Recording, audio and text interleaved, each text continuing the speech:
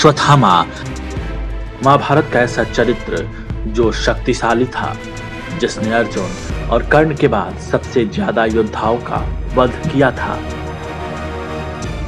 जो शिव का अंश था और जिसे चिरंजीवी रहने का वरदान मिला था, लेकिन ये वरदान ही उसके लिए शाप बन गया। महाभारत को 5000 साल बीत चुके हैं, उसके सभी किरदारों को मुक्ति भी मिल चुकी है, लेकिन महाभारत के ये चरित्र आज भी जिंदा है। कहते हैं अश्वत्थामा आज भी इस धरती पर भटक रहा है।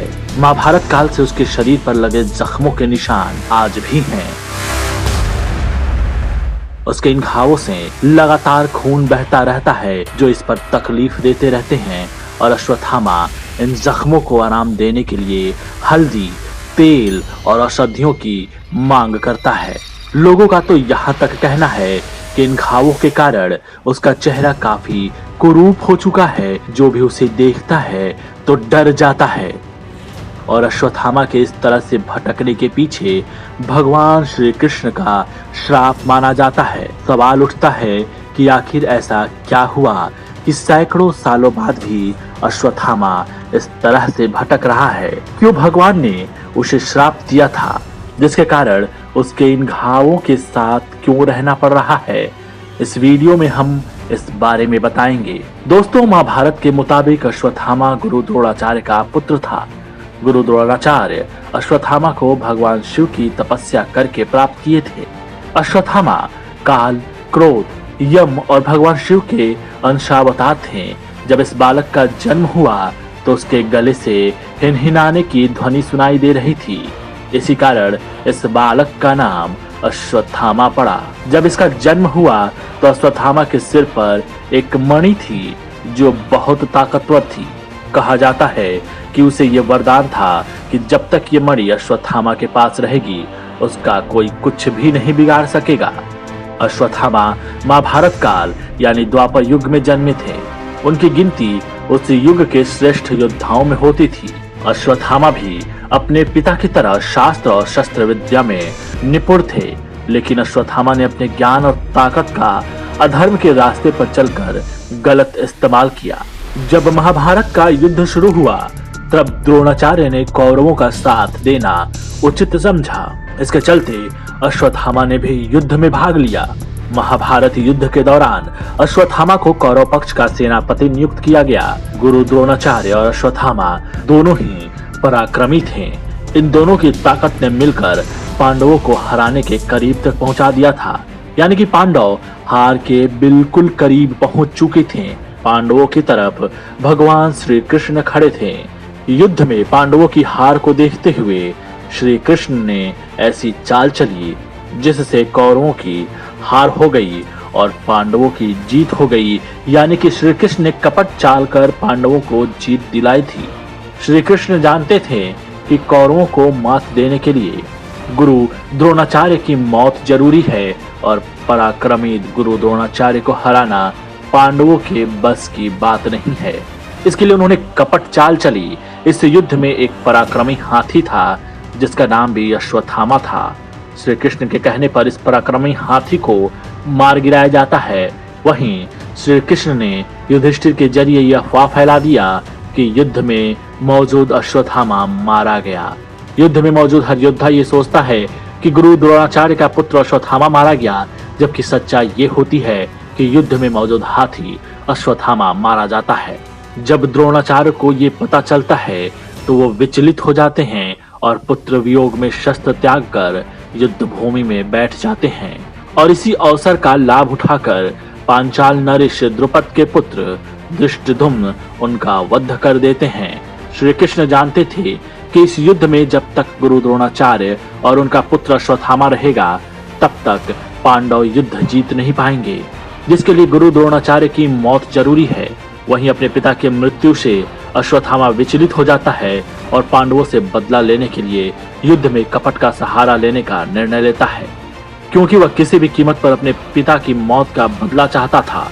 अश्वत्थामा गुस्से में आकर अपने पिता के मृत्यु का प्रतिशोध लेने के लिए रात को सोते समय पांडव पुत्रों का वध कर देता है। ये जानने के बाद अर्जुन अश्वत्थामा को मारने के लिए उसका पीछा करता है। अर्जुन को देखकर अश्वत्थामा अपने बचाव के लिए ब्रह्मास्त्र चला देता है, जो अभिमन्यु की पत्नी उत्तरा के गर्भ में जाकर लगता है, जिससे अभिमन्यु के पुत्र और उसकी पत्नी की मृत्यु हो जाती है। ये देखकर श्री कृष्ण क्रोधित हो जाते हैं और दंड स्वरूप अश्वत्थामा के माथे पर लगी मणि निकालकर उन्हें तेजहीन कर देते हैं। श्री कृष्ण कहते हैं कि अबोध बालक और स्त्री का वध करना गलत है, इस गलती की सजा उसे मिलेगी। श्री कृष्ण कहते हैं कि वो युगों युगों तक इस धरती पर भटकता रहेगा, वो इस कलयुग के अंत तक मुक्ति नहीं पा सकेगा, उसे कभी उसकी मौत नसीब नहीं होगी। वहीं मणि निकालने के कारण जो घाव हुआ है वो भी कभी नहीं भरेगा। कहा जाता है कि श्री कृष्ण के श्राप के बाद अश्वत्थामा के इस घाव से हमेशा खून बहता रहता है और इस घाव के साथ साथ जगह जगह भटकता रहता है। 5000 साल बीत जाने के बाद भी अश्वत्थामा को अपने श्राप से मुक्ति नहीं मिली है। लोगों का कहना है कि भगवान श्री कृष्ण के श्राप के बाद अश्वत्थामा सैकड़ों साल बाद भी धरती पर भटक रहा है और कई बार देखा भी जाता है। लोगों का कहना है कि मध्य प्रदेश के बुरहानपुर शहर से करीब 20 किलोमीटर दूर असीरगढ़ का किला है। असीरगढ़ किला भारत की खास संरचनाओं में एक है जो सतपुड़ा की पहाड़ियों पर स्थित है। समुद्र तल से लगभग 250 फुट की ऊंचाई पर स्थित ये किला आज भी अपने वैभवशाली अतीत को बयान करता है। ऐसा कहा जाता है कि ऊंचे पहाड़ पर स्थित इस किले में एक जलाशय है जो कितनी ही भीषण गर्मी हो लेकिन कभी सूखता नहीं है। यहाँ के लोग ये मानते हैं कि भगवान श्री कृष्ण के श्राप का शिकार अश्वत्थामा यहाँ स्नान करने के बाद पास में स्थित शिव मंदिर में पूजा करने जाते हैं। भगवान शिव का मंदिर तालाब से थोड़ी दूर गुप्तेश्वर महादेव के नाम से प्रसिद्ध है। मंदिर के चारों ओर गहरी खाइयां हैं। माना जाता है कि इन खाइयों में से किसी एक में गुप्त रास्ता है जो मंदिर से जुड़ा है और यह सिलसिला 5000 सालों से जारी है।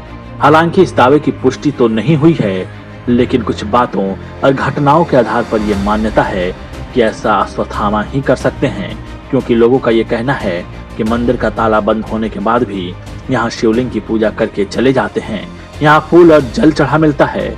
सूरज ढलने के बाद इस किले में किसी को भी आने नहीं दिया जाता है। किले के सभी दरवाजों पर ताला लगा दिया जाता है। किले के सुरक्षा कर्मियों का कहना है कि किले के दरवाजे बंद होने के बाद यहाँ कोई भी प्रवेश नहीं कर सकता है, लेकिन इसके बाद भी यहाँ ताले लगे होने के बावजूद भी कोई आकर पूजा कर जाता है। और ऐसा करना किसी इंसान के बस की बात नहीं है। ये किसी ऐसी शक्ति का काम है जो इंसान की सोच से परे है।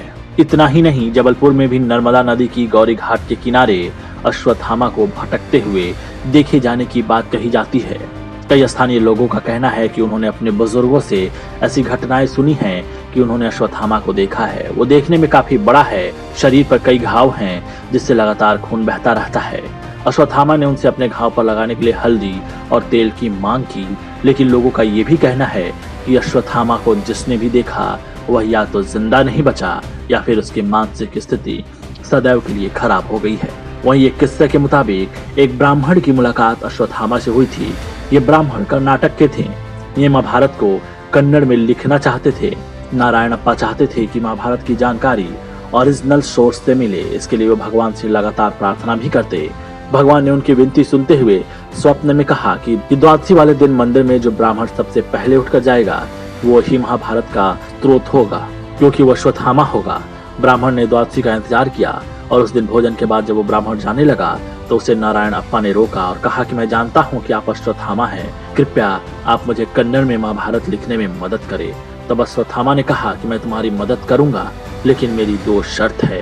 पहली ये कि तुम स्नान करके गीली धोती में महाभारत लिखना। जब तक तुम्हारी धोती गीली रहेगी मैं महाभारत सुनाता रहूंगा। दूसरी शर्त ये कि तुम इसके बारे में किसी को नहीं बताओगे, और अगर बताओगे तो मैं चला जाऊंगा। ब्राह्मण ने इसी तरह कथा लिखना शुरू किया। गदा पद तक पहुंचते पहुंचते सब कुछ ठीक था, लेकिन उसके बाद उन्होंने अपनी पत्नी को सब कुछ बता दिया। इसके बाद अश्वत्थामा उन्हें कभी नजर नहीं आए।